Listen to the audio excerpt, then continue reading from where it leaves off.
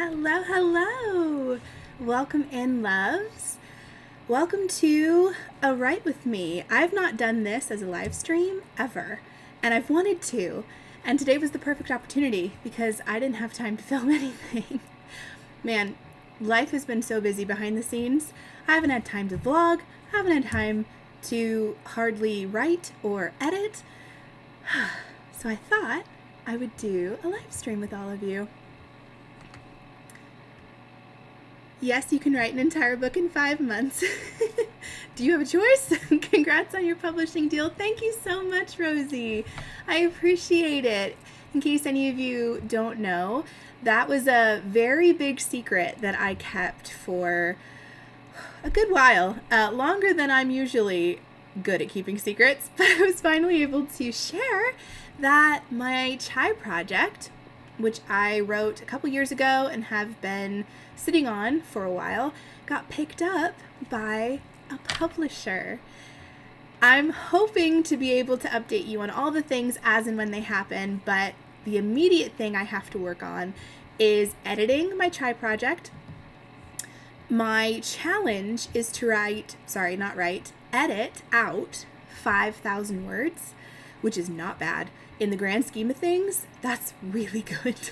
I'm swerving around the word easy because it's not easy, but it's so much better than it could be. I know people who have had to cut 20,000 words or more from their manuscript, and I'm just sitting here like, how do I even cut 5,000? And then on top of that, at the same time, I'm writing another book in 5 months. That's the other challenge that I've put upon myself for reasons, and I thought, to keep myself accountable and keep you all company, maybe we could work on something together. Even if you're not a writer, this is just an opportunity to work alongside someone. I know for me, having ADD, I always work better with a buddy. Even if we're not doing the same thing, even if we're not talking, just having someone in the same room as me makes me instantly productive. So I thought we could do something like that together. If you have a craft you've been wanting to work on, or a book you've wanted to read, or if you're procrastinating something like folding your laundry, now's the opportunity to do it with a friend. So if you wouldn't mind, before we start, let me know if you can see and hear me okay. I made sure my mic was on this time. I have had the worst time with that in other live streams. I think it's just one of those paranoid things where you're afraid, even though I know no one can hear me when the intro is going, I'm afraid someone can. Not that I'm making any, sounds that would be bad to hear, but I don't know. It's kind of like forgetting your mic is on and then you go to the bathroom or something. Has anybody done that when they're in the praise team at church or something along that line? Everyone has a story like that, I think. And that's where the fear comes from. It's never happened to me, thank goodness. But yeah, mic is on. Let me know if you can see and hear me okay. Yes, I can see and hear you. Perfect. Thank you so much. Appreciate it. All right. Well, how is everyone doing? I wanted this to be a very chatty hangout because with my Murder Mystery Monday live streams, that's a little bit more rigid. We have a task. We have a thing we're doing. But for this, it's a little more laid back. Plus, I'm a notorious procrastinator. So not me trying to chat to you all instead of actually getting your work done. What you gonna do? But how has your weeks been? What have you been up to? Have you been doing any fun fall things? I have not, unfortunately. And the stuff I have done, I haven't filmed it. So I feel like it didn't happen. I did end up going to a pumpkin patch with some friends that I wouldn't film around. In fact, it's my friend who I used to nanny for. She's my old boss, but we were always kind of that boss/friend relationship, and she invited me to come hang out with her husband and her kids, and so I did, and we went apple picking at a pumpkin patch, and it was so much fun. There was a corn maze involved. We absolutely got lost and somehow ended up back at the entrance instead of the exit. Don't ask me how that happened. But I have been burning all the fall scented candles, and I'm actually doing one right now on my candle melter. There's a brand that I absolutely love. I go to see her booth every year at the Vintage Market Days festival that I go to. It's called Christmas at the Great Hall, I think. And it just smells mouth-watering. Her candles are all based on books. So if you love Harry Potter or ACOTAR or Pride and Prejudice, I'm trying to think of all of her candles. She has so many. But it's called the ABC Market. If you guys are in the mood for some new candles in your collection or to get for friends and family for Christmas, that's coming up. Just finishing up my work day and then getting dinner started, so semi-productive. I know, I actually had a late lunch, so I'm not really hungry, but I am drinking an Olipop. Another day, another Olipop. This one is the crisp apple, so we're definitely in the fall mood. Although here in Ohio, it snowed the other day. Full whiteout. You could not see a color for miles. And it was actually kind of magical. I'm notoriously a hater of winter, apart from Christmas. But I think because I'm in between jobs right now and don't have to drive in it, it's actually enjoyable. Funny how that works. A pumpkin patch is always a fun time. Do you make anything specifically with the apples? So I always have grand plans to make fun things with the apples, but somehow it never happens. I was with a group of friends and brought some, and the host was like, you should bring the apples and we'll roast them over a bonfire. In fact, I actually talk about that hangout a little bit in a membership video for any of you who are members. But it ended up not happening. I was so curious what to do because the host is really good at food. And so I was kind of curious what the recipe would be. There was talk of butter and spices and putting it in a foil, a foil, I'm not thinking of the word, wrapping, putting it on the fire and then letting it cook. That sounds amazing to me. In the past, from this same apple orchard, I have made, what were they called?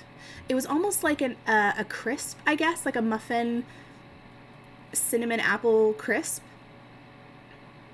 I'm trying to think what they were really called, but basically muffins. Muffins with cinnamon and spices and then apple bits inside of it. I did a good job flavor-wise, but I didn't, I overestimated how liquidy the apples would be in the cooking process, or baking process, rather.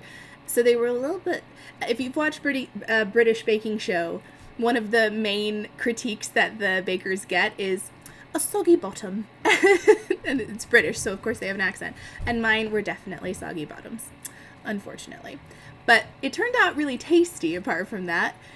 I always try to do the most rogue, unfamiliar recipe for family functions. I think because I want to have fun, do something festive, and hopefully impress people, and it's always a gamble.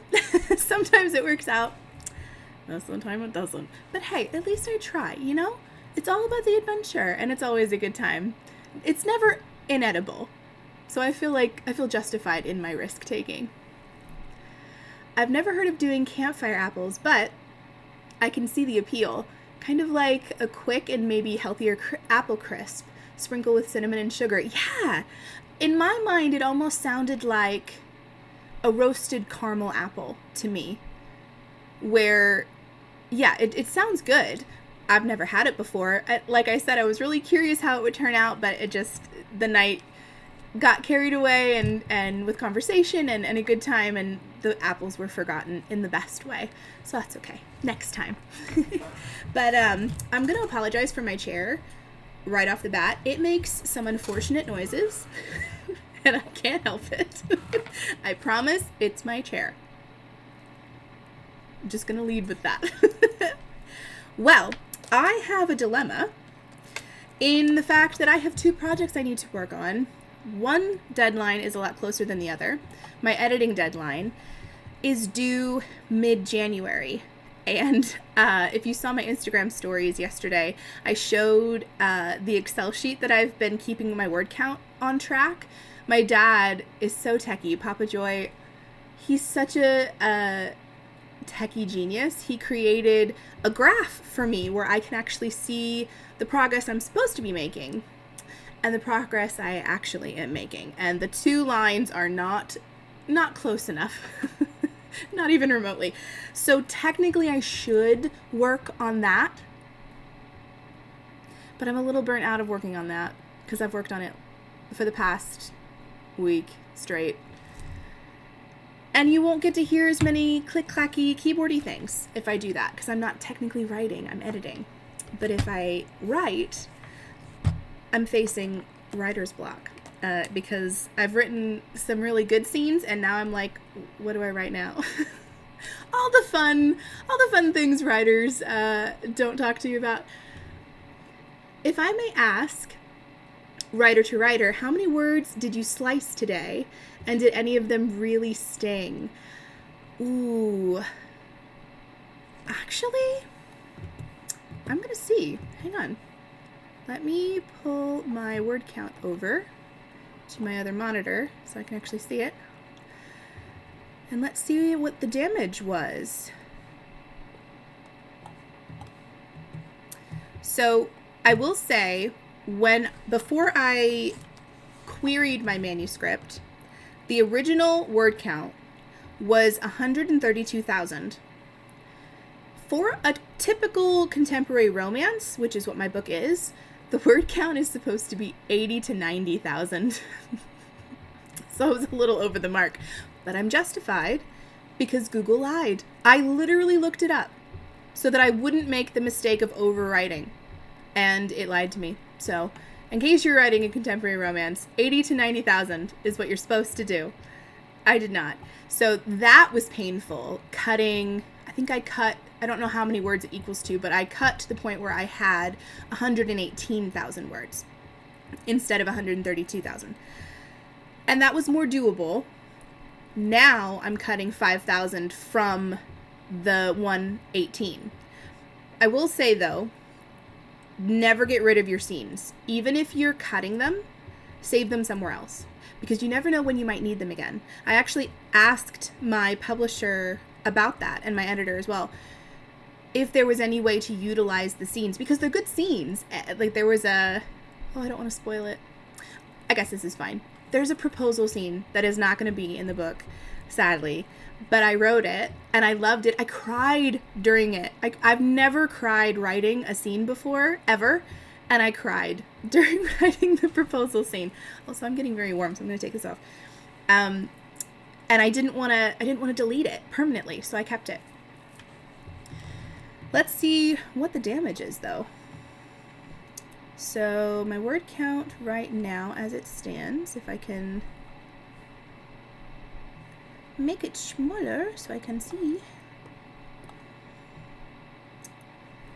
773.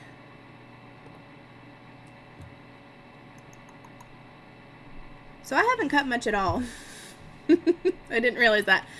I've cut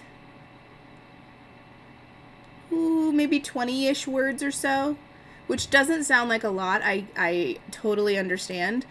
Maybe 30. But what I'm doing is going line by line and just tightening sentences. The chunkier cutting will happen later. There are a couple scenes that my editor mentioned are a little slow in pacing, and so I know I'll be chopping those a lot more severely. But right now I'm just starting from chapter 1, going through and just tightening sentences wherever I can. Sometimes if there's descriptions, I'm a very descriptive writer, but I can get carried away with the descriptions. You don't need 3 different ways to describe something to make your point. Get rid of 2, keep 1. Those are the kind of changes I'm making.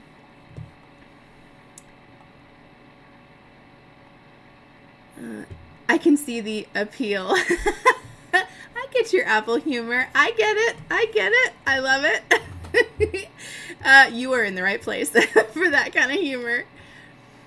I feel you. Mine's YA contemporary romance and is 105K. Okay, that's not... Well, actually, I don't know what YA word count would be for contemporary romance. Mine's an adult contemporary romance. But that's not terrible. I feel like that gives you enough wiggle room to, man, slice and dice sounds so severe, but the nice term for it is kill your darlings. I always like to overwrite because then I have something to cut. I would rather have more that I can maybe use later. For example, some authors will use extra scenes in special editions.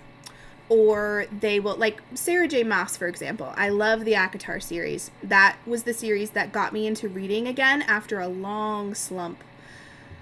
I can't remember what the last book series was that I was just devouring. In college, it was Harry Potter and Twilight. And then there was a stretch of time, I can't remember, a series that really gripped me until ACOTAR. And she has done special editions where there are points of view that you wouldn't get in the book, but she's added in here and there in special editions so you can get them. I love that idea. So there's always a place for your extra scenes and things that you cut. It doesn't mean they have to be gone forever, which always makes me feel a lot less sad about cutting them because they're not totally permanently gone. You're just curating the bonus content for when the masses demand it. Yes, exactly. I love the way you think. Thank you so much for being one of those people in the masses. I can't wait for, first of all, I just am I'm still so shocked that this is even a reality. I'm so immensely grateful. If you saw the reveal vlog, you know. I feel like I'm dreaming, and nobody better dare pinch me. I don't want to wake up. But I just know that God sent me to this publisher because it's the perfect fit. The way they do things in their business, the way they allow a lot of flexibility and freedom in the marketing for authors, the way they are so family-centered supportive in the sense of being like a family. Like, I'm in an author group chat, and it's so fun. It's so fun. I can't even keep up with the conversation half the time, but it just feels like being welcomed with open arms into this author-y family, and I know it was a God-paved path and the absolute perfect choice for me. Well, what do you think I should do, guys? Do you think I should write my my book in 5 months that I need to write, or should I edit? Can you tell which one I don't want to do? I don't want to edit anymore. Nobody make me. I need to, though. Well, I'm gonna debate that, but you guys are welcome to join me in some sprints. So in case you're new and don't know my method of doing these things, I do something called the Pomodoro method, and that's basically 20 minutes of dedicated concentration on a task, whatever that task is that you'd like to do. For me, it's going to be writing or editing. For you, it could be folding laundry. For you, it could be doing a craft, whatever. And then you take 5, 10, 15-minute break, whatever you feel like doing. For the breaks that we'll be taking, we can then chat some more, because this is my favorite thing about going live, is the chatting. It's so much fun to me, and I feel like I don't get to really see a lot of you in person. Sometimes I get to see you in the wild, and that's just the best day. But this is the closest thing I can do. So that's what we'll be doing during the breaks. Go with your heart. You deserve a break from editing. Oh, you're so sweet. Thank you. I appreciate the support. I may do half and half. I may write a little bit just to give myself a break. Yeah, half and half, and then switch over. He makes a great agent, and God makes a great agent. Yes, he does. He is the ultimate creator, and I genuinely couldn't have created these books without his help. He is the co-author. of these books for sure. Okay, well, I've got my earphones in. I like to work to music. And in this case, I'll be listening to Spotify. I don't know about you. If I know some of you are writers, I put any song that I hear that in my mind relates to a book that I'm writing, I will put it in a playlist for that book. And it actually helps with immersion a lot because, for instance, if you're stuck, I do this with Pinterest boards too. For a description or a feeling, or you're trying to get your head back into that zone, music and imagery are some of the best ways to sink your brain back in. So I will be listening to my Chai Project playlist on Spotify. I think it's public if any of you want to listen along. There's 29 songs in it so far. I keep adding things as and when I hear something that sounds like, ooh, that sounds like a Chai Project moment. Trying to figure out what I want to... Oh, this song. Okay. I do have I don't want to say I have a favorite song because there's so many good ones. But one of my favorites is Girl in a Coffee Shop by Zach Sibo. That one is in my Chai Project playlist, and it's so cute. If you want to hear a song that is just me in an acoustic love song, that's it. That's it. Like, I feel like I am the girl in the coffee shop that he's talking about. Music is a huge part of my stories, so a playlist is a must. Yes, for sure. It's intrinsic to me. The two are completely connected. I also have a Pinterest board that I attach images for. Sometimes it's vibes, anything that I see that feels like a scene or a setting or even a feeling. For instance, the people in the photo don't have to look like my characters at all, but if the feeling happening in the photo feels like my characters, I'll dump it in there too. All right, well, let's start our first 20-minute sprint. Let me get my phone out and we'll do a timer because I'm terrible at hyper-focusing and losing track of time. We'll do 20 minutes, an alarm will go off, just to let you know so none of you are jump scared. I'll try to turn my volume down a little bit. But let's start the 20 minutes now.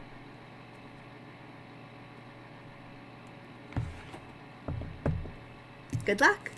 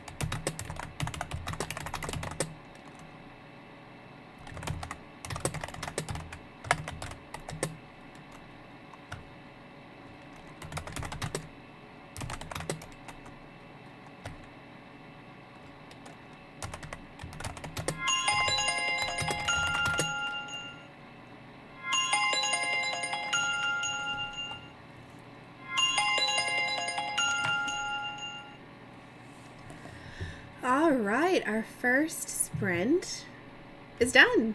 How'd we do? Were you guys productive? Do you feel like you did a good job at whatever you were tackling? I feel like I just got in the groove of writing and then the alarm went off.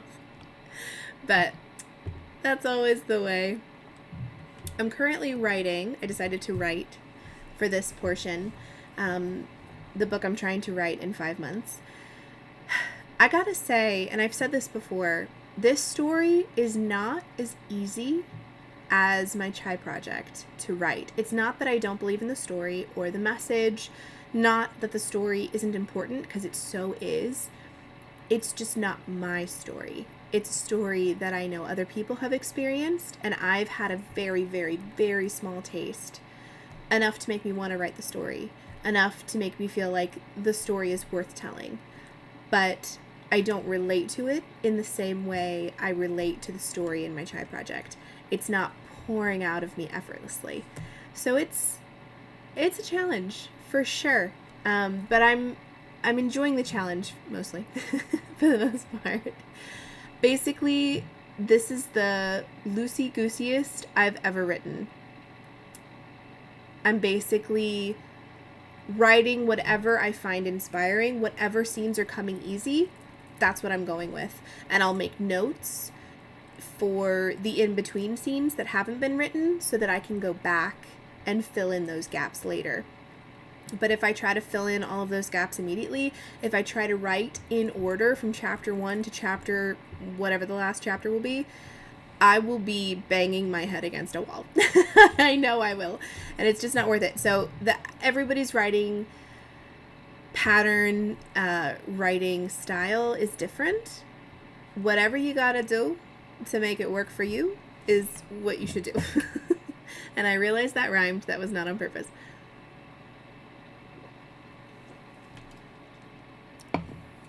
I know some people are outliners, and they will basically do bullet points for the entire plot before they write a single dialogue line. I know other people who do a total feel your way through it kind of format, where you have no idea what the story's about or how it's going to unfold, but you're going to find out as you go.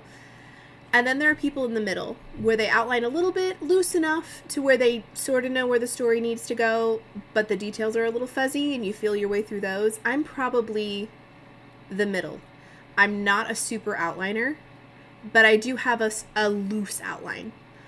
I'm definitely, there's a mix. So the term for an outliner is called a plotter.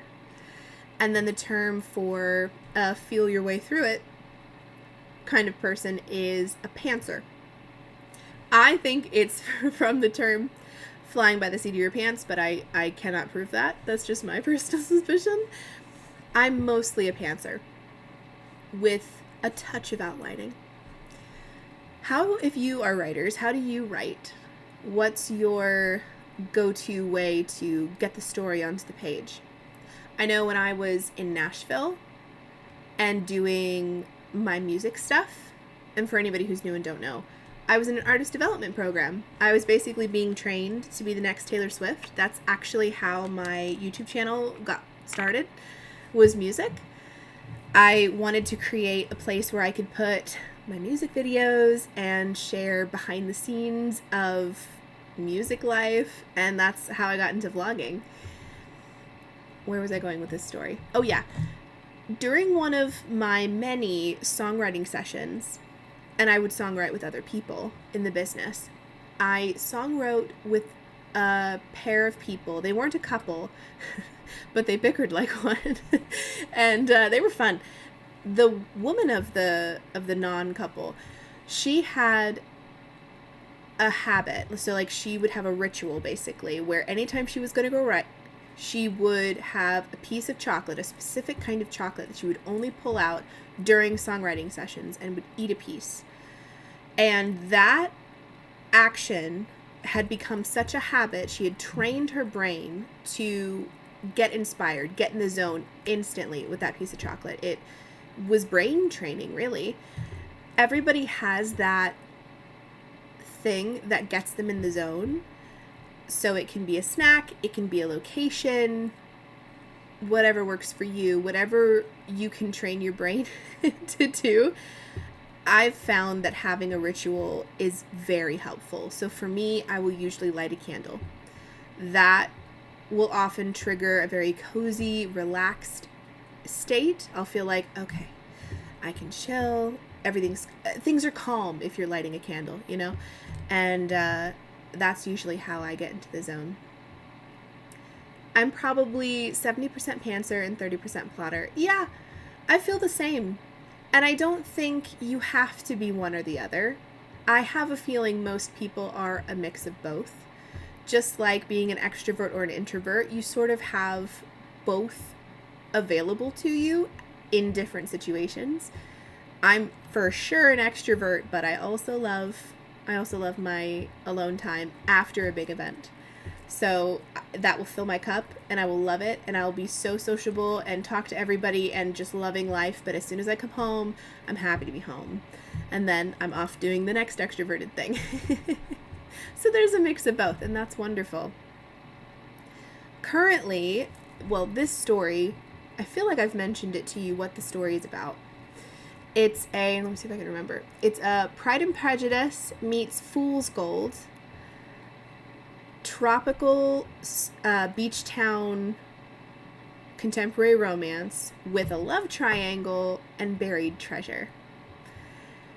The love triangle is proving tricky, not because the love triangle doesn't make sense, but because I'm trying to make both men seem appealing in different ways. This is not a spoiler, because you all know I write happily ever afters. So someone is going to end up with somebody else. And one person is not going to end up with someone else. There's a good guy and a bad guy, but the whole point of this character is for the bad guy to seem good in a lot of ways. I know for me, even just in a friend scenario, I have seen the duality of someone's personality, of their character. You know, they have these character qualities that are not great, and they don't make me feel very good, but they also have these wonderful qualities that make me want to be their friend and make me admire them or even idolize them. And those sort of make me forget or ignore or push aside the parts of their character and personality that I don't like, because the good outweighs the bad. And that's the tug, the emotional tug I want to capture, because I know for a fact that a lot of women have dealt with that in a dating scenario where the person they're interested in is not the best choice for them. And they know that, but they love him. And they love the idea of what they could be if things were just a little better, and maybe she can change him, and maybe he'll mature, and maybe then it'll all be worth it, and all that hard work and all of the not fun stuff is just a challenge you have to get through, you know, a tunnel to get to the other side. We say a lot of things when we're young and dumb and in love. And that's what I want to capture with this love triangle. Healthy love and unhealthy love, and how sometimes we can confuse the two. Sometimes safe can feel scary because we've never had safe and we only recognize unsafe. I hope that makes sense. And I hope I'm not giving too much away. But it's a love story that I really think it needs to be told. But I'm just finding it not hard, but I'm just putting a lot of pressure on myself because I want it to speak to a lot of people, and I want to do it right. I want to honor the story in the way it needs to be honored. So that sometimes makes me get in my head. It makes writing a little bit challenging, but I'm trying not to think about the big picture right now because that gets too overwhelming. So I'm just honing in on scene by scene by scene, at least for now. I have 5 months. I can figure out the rest of it later. So, all that said, are we ready for a second sprint? I'm going to put on another timer for 20 minutes and see how much writing I can get done.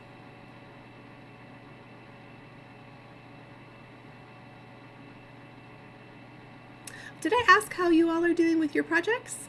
I'm curious. Let me know. Are you feeling like you're getting a lot done, or are you just here for the vibes? Either way is great. Sounds like a good one. There are some tricky characters out there that seem good until they don't. That is very true.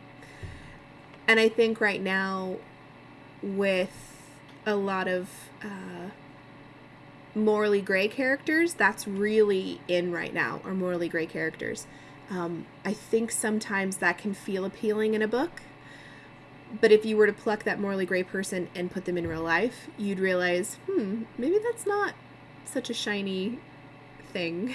It depends on the character completely. Like if you're talking about Rhysand from ACOTAR, morally gray, and I'm here for it. I talk out of two sides of my mouth, and that's just how book things are.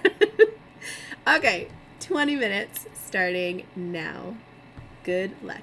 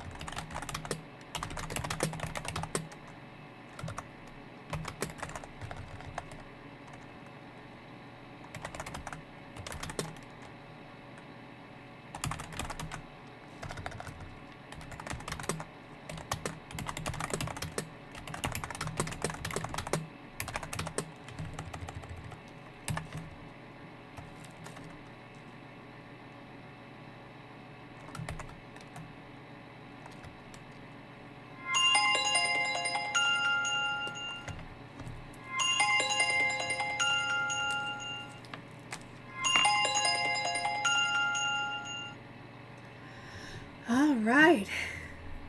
Sprint 2 is done. I'm getting there. I'm getting into the zone. One of the guys is about to make an apology for something he absolutely should apologize for. I won't say what. He's trying to get back into our character's good graces. Which I'm very curious to see how he does that.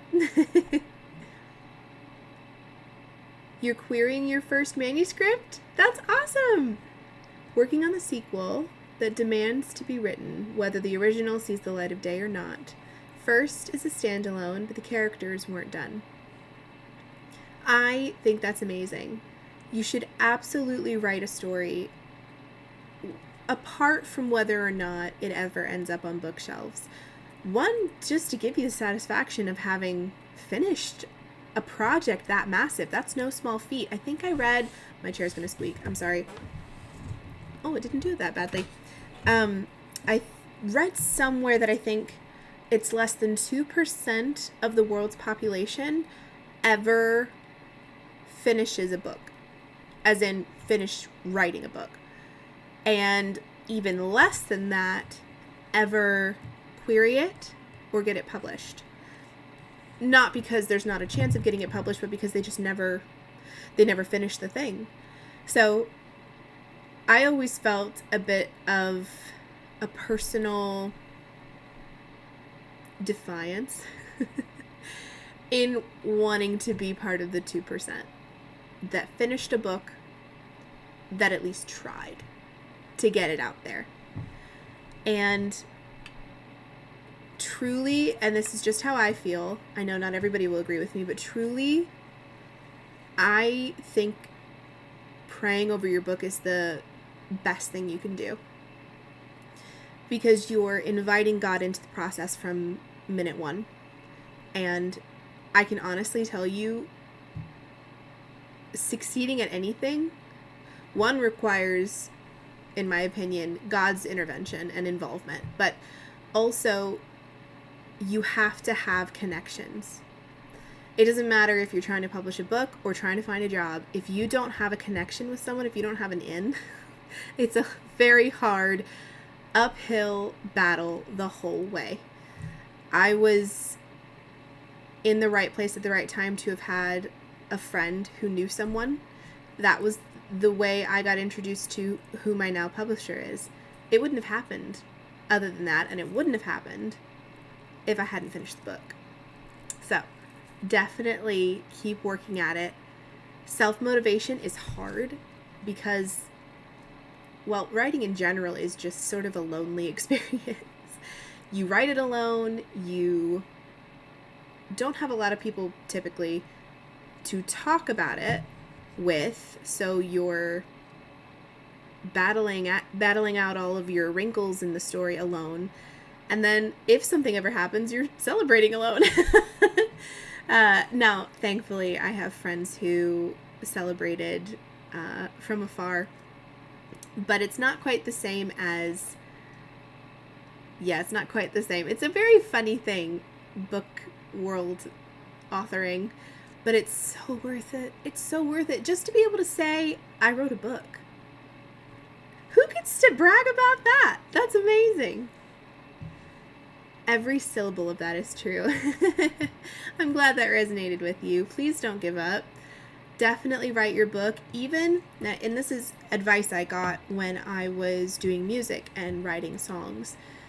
Not every song you write is going to be a hit. Not every song you write is going to make it to the... What was the Billboard charts? But sometimes they're a bridge to a better song that needed to be written more. So I definitely had bridge songs in the sense that they were not bad, but they weren't exceptional. But they got me to the exceptional songs. And I think books are similar. That's a hard pill to swallow, at least it was for me, because books take so much more time than writing a song. You're creating an entire world. You're creating an entire ecosystem if you're writing fantasy.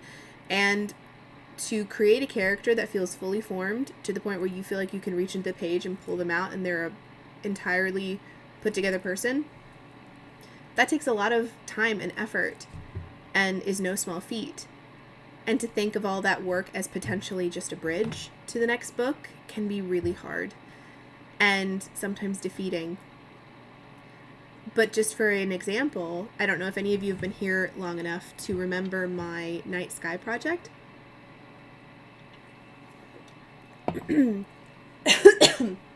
That was my fantasy book series that I have been writing since I was 19. I haven't given up on it. But it's not ready to be published anytime soon. And I can say that absolutely still in love with it. In love with the characters, in love with the idea, in love with the premise, but it needs a total, complete overhaul. Like line by line overhaul. Because I wrote it when I was 19 and then had, changes and iterations and extensions through the course of my life. But that story got me to my Chai project. If I hadn't written my Night Sky project, there would never be a Chai project. So it doesn't mean that your first book isn't good or that it will never go anywhere. It just means that it was a ladder to get you to the next thing. So true, because no one is invested in or even familiar with your characters and their story. So it's impossible for them to reach that satisfying level of enthusiasm to talk about them. I agree. And even if you do try to talk to someone about it, it's never quite the same as how you feel about it. They're your babies, in a sense. They're your children, your book children. No one's going to know them as well as you do. I have bookish friends that I have talked about books with for years, but talking about my books with them is even a struggle. And they love books and they're fully supportive of me writing books because they're not in my head. And at least for me, sometimes I find inviting other people's opinions can ruin my own storytelling trajectory. It depends on the situation. I have asked for advice before. If it involves a character going through something that I have not, but I know a friend has, I'll then ask their opinion on, hey, when you went through this, now that you've gone through it, what would you tell past you? Or what would your thought pattern have been as this happened? And then I will take the inspiration from that and inject it into a character so that what they're going through is believable and honoring to that experience, since I haven't gone through it. So there are moments where asking a friend, phoning a friend, is helpful. I remember you talking about that one, my Night Sky project. Yeah, that's been a minute since I've chatted about that one. I have one reader who read all 105K words in one sitting. Bless their heart. Wow, that's impressive. I thank God for her, and when I get to talk to her, it's always wonderful. My mom always told me, and I believe that this is such true advice, if you have just one friend, one true, real best friend, that's all you need in life. I always envied people who had tons of friends, had the girl gang and that kind of thing. And growing up, I had one true friend. That's my oldest friend, the elusive Ashley. For anybody who remembers her, she's my one friend who just will not appear on camera, and that's all right. I totally respect that. She's my oldest friend, and for a really long time, I was convinced that she was going to be my only friend. I grew up not having very many, and I was content with that. But God has brought so many wonderful women in my life of all different ages, from all different walks of life, from jobs, Donna and Rachel. They are not my age, and it doesn't matter. We have been friends for 10 years now. We did the math. 10 years. We all met at my job when I worked in a daycare. We were all in the same classroom. And I gotta say, the classroom was never as good as when we were all together. And we've stayed friends since. I have my friend Monica, who is a fellow YouTuber. We are a long distance friendship, and it doesn't matter. We chat constantly. And like, I'm just so grateful for all of the girls in my life, the women in my life who I've been able to bring along on life's journey. It's something I never thought I would have. I thought I would have just one friend, and that would be enough. And it was enough. But I'm not complaining about having more.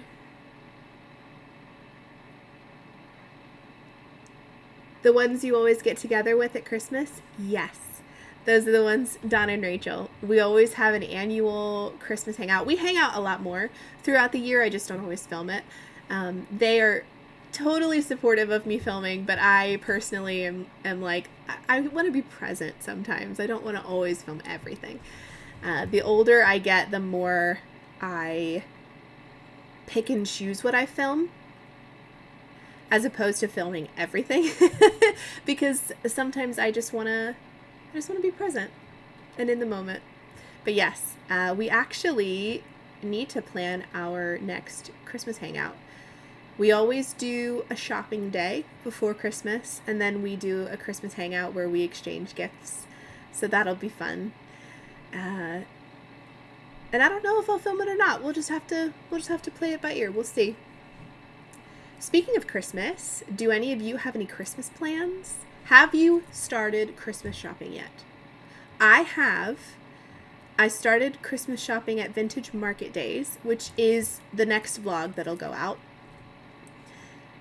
And I've just been grabbing things here and there. I'm trying to buy presents from small businesses only this year, if I can help it. For no reason other than I just would like to support small businesses, and I think those kind of gifts can be more unique than something you get from Amazon, although I buy stuff from Amazon all the time. I'm not biased here, but oh, my chair, goodness gracious. It is the noisiest thing, this chair. I've also lost about 4 screws from this chair. I can't put them back in, which probably doesn't help. But yeah, do you guys have any Christmas plans? Have you bought any gifts? Do you want to share any gifts that you've grabbed? Or do you have any tips for how you approach Christmas shopping? I feel like everyone has their routine. Everyone has their go-to places to shop. I love TJ Maxx. That's probably one of my favorite places to buy gifts for people, mostly because I can buy a little bit in bulk. So like they'll have soaps, for example, hand soaps that come in a pack of 2 or 4, and then I can buy that and split it 2 or 4 ways, and it's a bit of a money saver. Plus their scents, oh, they're just so good. They hit almost every time. Love your Vintage Market Days vlogs. Thank you. Hi, Christy. How are you? Yes, Vintage Market Days was really fun this year, and I'm so glad I went. I almost didn't. I didn't have any friends to go with, and as an extrovert, I loathe going places alone for big fun events. Not that I can't have fun on my own. It's just not my preference. I much prefer to enjoy those events with someone else. And I didn't have anyone to go with this year. Almost didn't do it, but I thought, I'm not going to let me being an extrovert ruin this. Because I hadn't gone to Vintage Market Days for 2 years straight. 2 years straight, I'm pretty sure. Because I didn't have friends to go with any of the times. And I thought, I am not missing another year. I'm just not. So I went, and it was wonderful. Just got the delivery for the kids' gifts. Ooh, fun! I love shopping for kids. They're just so fun. And they're so easy to please, you know? I want to go sometime. I saw they had one here in the Cleveland area, but I missed it. No, I'm sorry. I know, it's so much fun. They have it twice a year, so you could go again. They have one in the spring, at least if it's the same as here. They have one in the spring and then one in the fall. I would check their website and see when their next one is. I'm sure they have it on there. I don't think... I'm trying to think. I know Vintage Market Days is in multiple locations. So it's not just an Ohio thing. I know my friend Monica, she has one in her area. So it seems to be something that's accessible to a lot of people. So even if you missed the one go, I know they do it twice a year, so you may have another chance come the spring.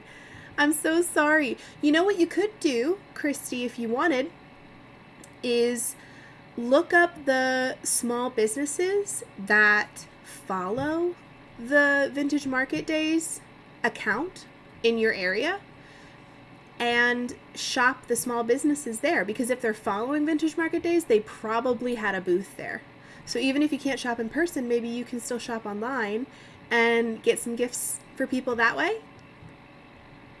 We have them in Alabama. Yeah, that's right. I know, they're in lots of different places, and I love that. I wish we could all just go together. You guys want to just come to Ohio and we'll all have a girls' day and go to Vintage Market Days together? I would be so down. That would be so much fun. I always have my favorite booths that I go to. And I breezed through a few of the barns. There are, if you've ever watched those vlogs, there are, I can't ever remember, 4 or 5 barns. And when I say barns, I'm saying massive barns.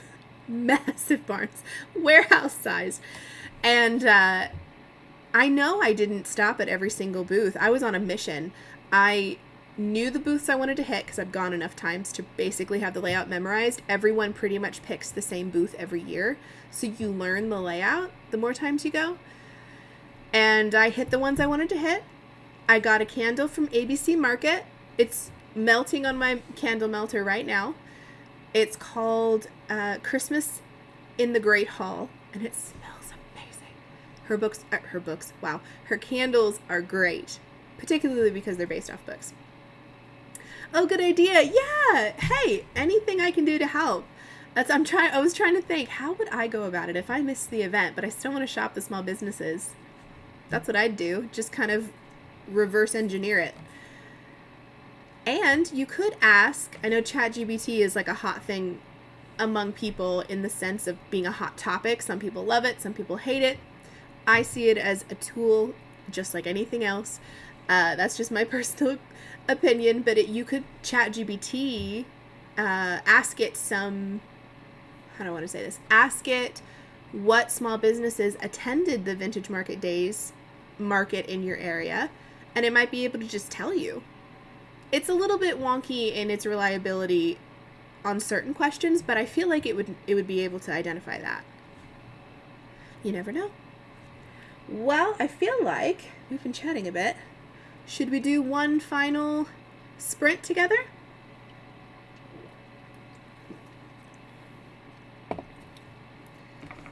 I'll probably do 1 or 2 more off camera, but I like to do 3 with you guys because it just feels like a well-rounded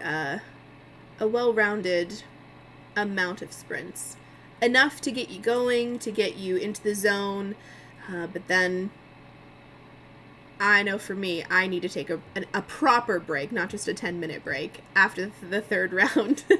So let's buckle up and settle in for one more 20-minute sprint. Go grab a snack if you'd like to. And before we jump into the last sprint, let me share with you a little something real quick. Let me find my mouse. Where are you? There you are. So, if you guys don't know, I have something called YouTube memberships. It's basically like Patreon, but YouTube's version of it. I wanted to do YouTube instead of Patreon because I felt like it would be too much to ask people to go to another platform. But some of you may not realize what perks are involved in the membership, and I wanted to let you know. So,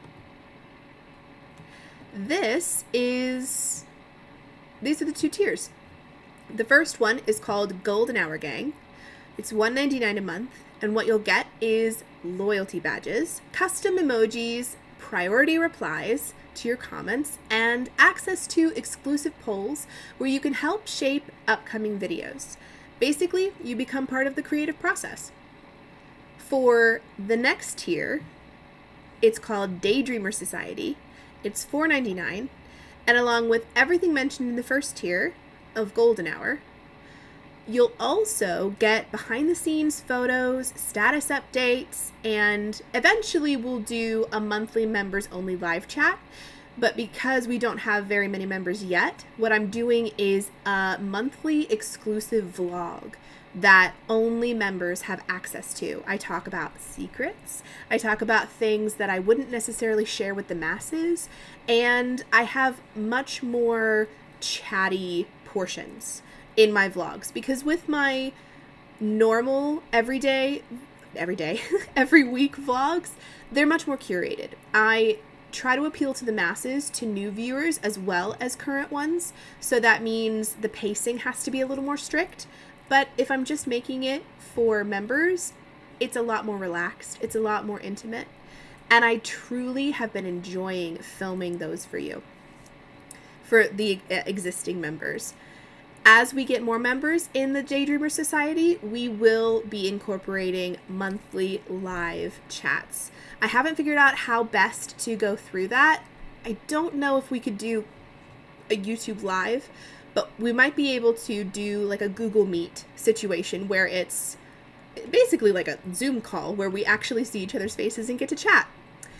So any existing members are welcome to weigh in on that, because I genuinely would like to know what your preference is.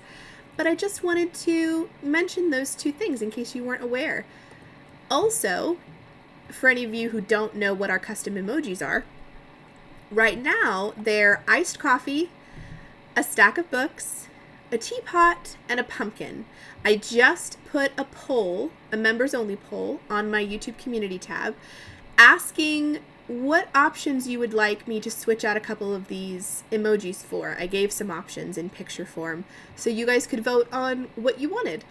I want to change out the iced coffee, because 'tis not the season for that anymore, and I want to change out the pumpkin. So hopefully YouTube will let me do that. I think it will. But anybody would like to vote, you're more than welcome to tell me what your preference is on that post. As far as custom loyalty badges, if you don't know what they are, they show up next to your YouTube handle. So if you leave a comment, this will pop up next to your name. A new member will get a coffee bean. A 1-month member will get a bag of coffee beans.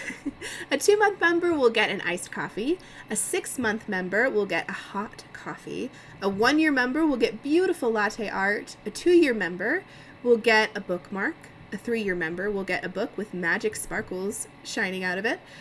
And a 4-year member will get a stack of books with twinkle lights. I haven't gone past 4 years because I truly cannot comprehend someone sticking with me that long. But for those of you who are members, I truly appreciate you. You are genuinely supporting what I'm doing online. For any of you who aren't aware, I've been doing this 12 years, and I haven't earned a single penny from any of the videos I've made because I'm not monetized. I still have no idea why not. I haven't been able to figure out why the watch time is so hard to get to reach, but I'm still having fun. This is something I think I will do for the majority of my life, unless something drastically changes. And if I'm able to earn something through monetization, that would be great. But for now, it's just a lot of fun. Anyway, I just wanted to mention that before we dive into our last sprint, to let you know that YouTube memberships were a thing and that they're available if you want to, but there's absolutely no pressure if you don't. All right, let's lock in for our final sprint. 20 minutes. I'm gonna set an alarm. Starting now. Good luck.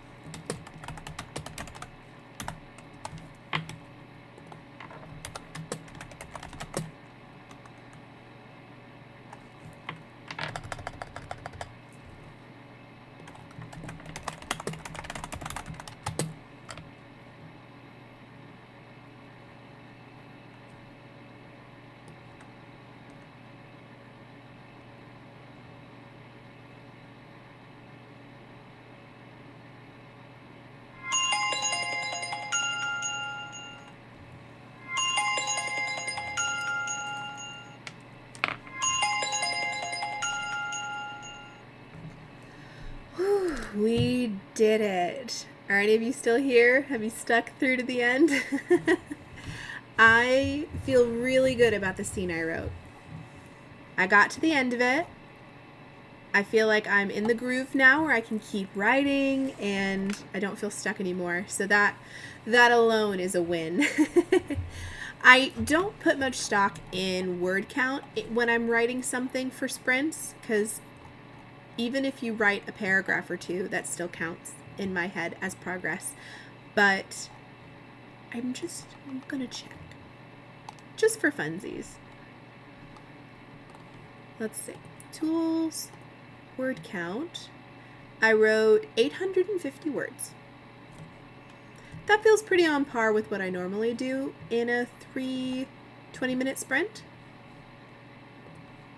The main point of these sprints is to get me into the groove again. I feel like, especially with this book, because it doesn't come as easy as my chai project did, I'm fighting more to get my brain into gear.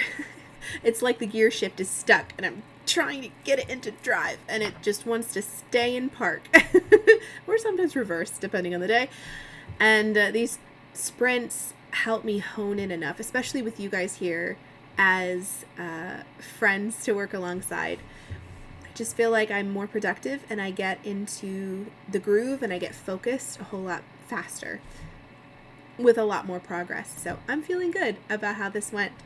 Slowly but surely, that's really the writing process. One foot in front of the other. Some days you write a sentence, some days you write a paragraph, some days you write pages.